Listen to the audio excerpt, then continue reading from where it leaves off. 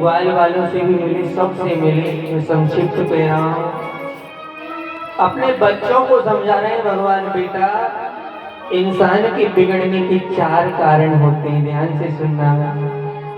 कि रूप यौवन संपत्ति प्रभु तत्म विवेकता, एको कंप अनर्थाय किमो यत्र चतुर्भयम्।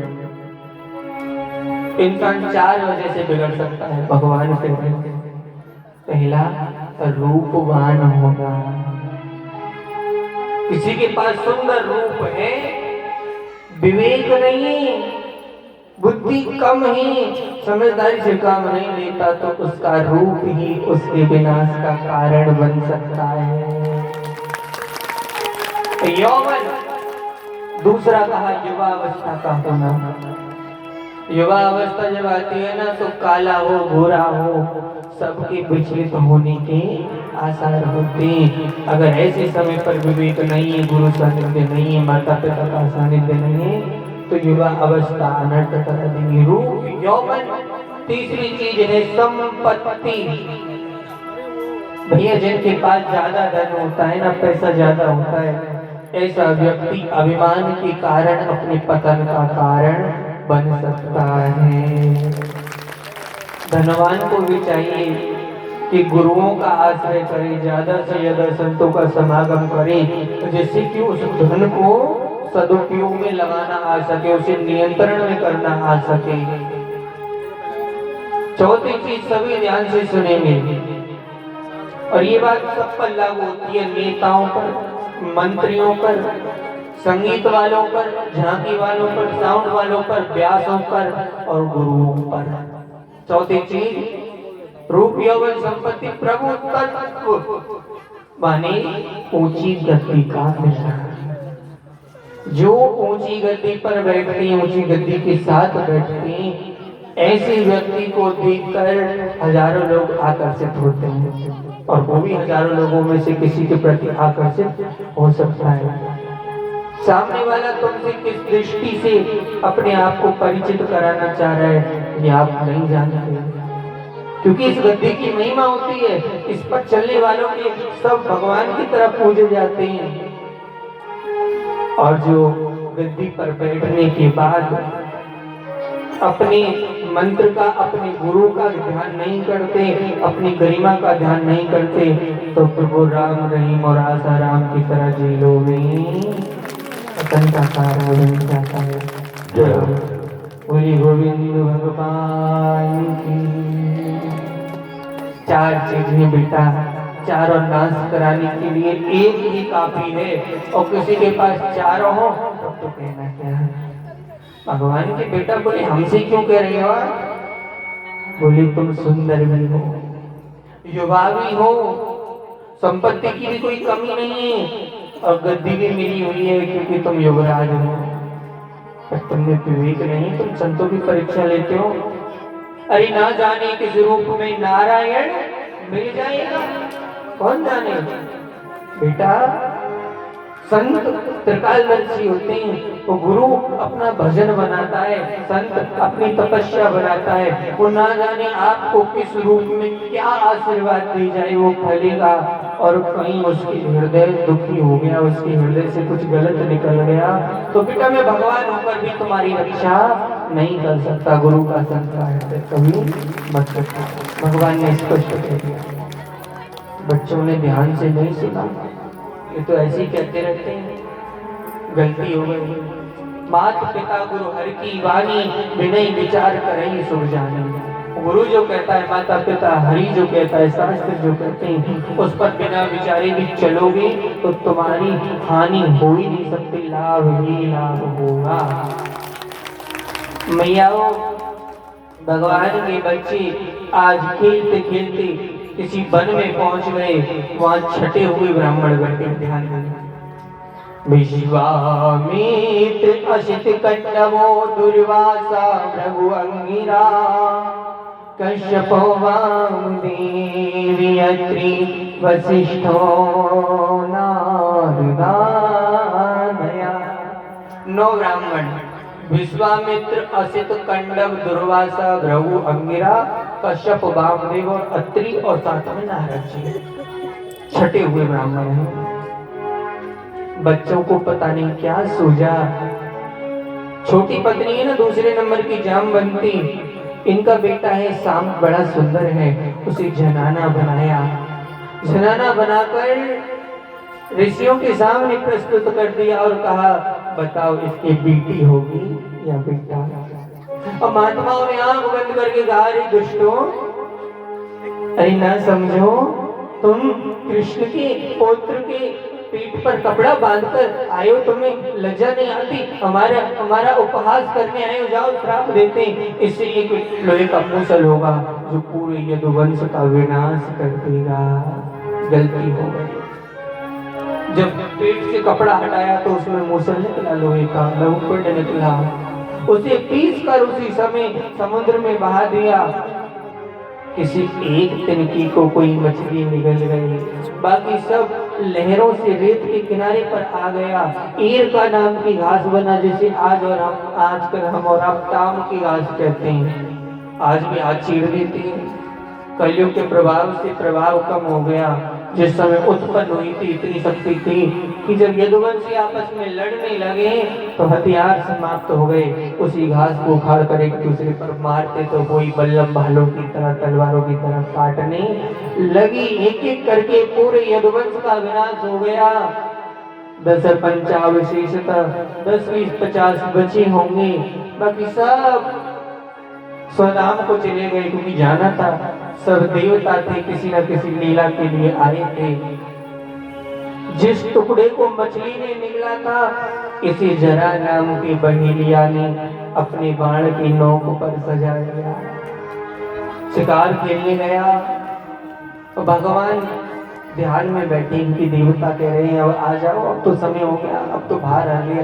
देखो भैया, राम जी यहाँ 10 वर्ष सहस्त्राणी 10 वर्ष शतानी च।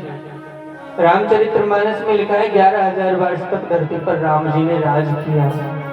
भागवत में लिखा है 13,000 वर्ष तक किया, क्योंकि दशरथ जी के 2,000 साल अभी शेष रह गए थे धरती पर रहने के, पर वरदान के कारण वो चले गए। तो 2,000 वर्ष तक अपने पिता की आयु जिए, इसलिए पत्नी को अपने से दूर कर दिया, क्योंकि उस समय पर पिता के रूप में थे, राम के रूप में नहीं थे। बोलो जय श्री कृष्ण। और कृष्ण भगवान केवल और केवल 125 वर्ष इस धरती पर रहे और उसके बाद यहाँ से जाने की तैयारी करने लगे। जरा नाम के बहेलिया ने बाण साधा। भगवान अपने पैर पे पैर रख के सो रहे हैं निद्रा में, पैर में पद्म चिन्ह है। दूर से लगा कि कोई हिरण या हिरणी है। बाण चलाया बहेलिया ने तो भगवान के पैर में लगा, भगवान के मुख से आ निकली। जरा नाम का बहेलिया दौड़ कर आया और बोला प्रभु ये मैंने क्या कर दिया? भगवान बोले चिंता मत करो, सब मेरी इच्छा से हो रहा है। अब जो विमान अपने लिए आया था उसमें बहेलिया को भेज दिया और बोले तू पिछले जन्म में बाली था, मैंने धोखे से मारा था, इस बार तूने धोखे से बाण मार दिया है। ये सुदामा जी को वरदान दिया था। सुदामा जी पिछले जन्म में कौन थे? जटायु थे। जटायु थे सुदामा जी पिछले जन्म में, इस जन्म में वो जटायु ही सुदामा बने। यहाँ भी हमने एक भजन लिखा था, तो कभी समझ में लेगा तो गाएंगे, कभी तो नहीं। इस प्रकार है जी। ये बोर्ड कहाँ से मिल गया? गोविंद भगवान की। और जटायु जी जब मरे तो राम जी रोए नहीं, केवल उनका दाह संस्कार किया। और सुदामा जी जब वो बनकर आए तो खूब रोए। अब सुदामा जी बोले प्रभु उस समय पर मैंने प्राणों को त्याग दिया, तुमने इतना शोक नहीं किया, पर आज बस गरीबी को पाया है तो आप इतना रो रहे हो। सुदामा जी की बात सुनकर भगवान बताने लगे क्या रचना की। बोलिए गोविंद भगवान की।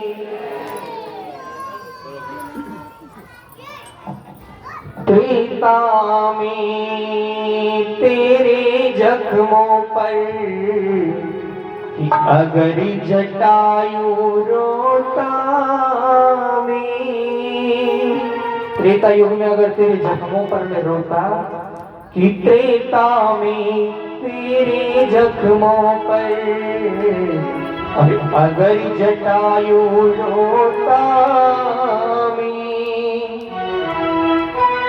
तो द्वापर युग में अरे सुदामा, द्वापर युग में रो सुदामा, चरण तेरे ना धोता में, त्रेता में तेरे जख्मों पर, अगर जटायु रोता में।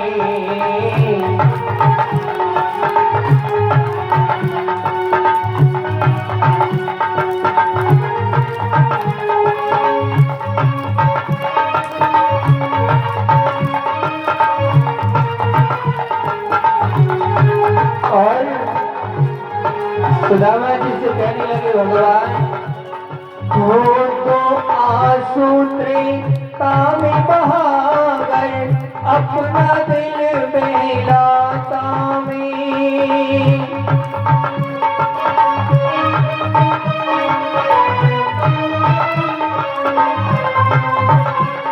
हो दो आंसू त्रेता में बहाकर, अपना दिल बहलाता में।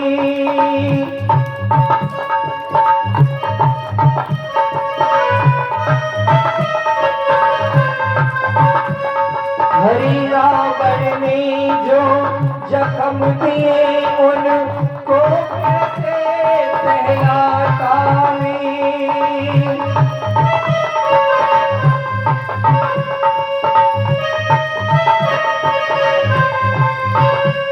हो रावण ने जो जख्म दिए, उनको कैसे सहलाता में।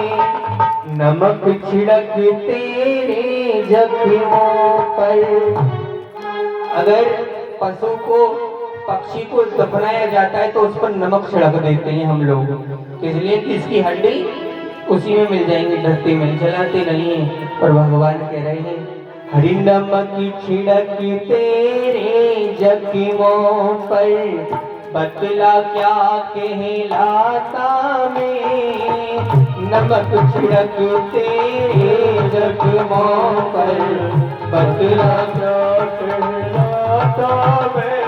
हो रो कर फिर चरण सुदामा, कभी न तेरे धोता में, त्रेता में तेरे जख्मों पर, अगर जटायु रोता में, त्रेता में तेरे जख्मों।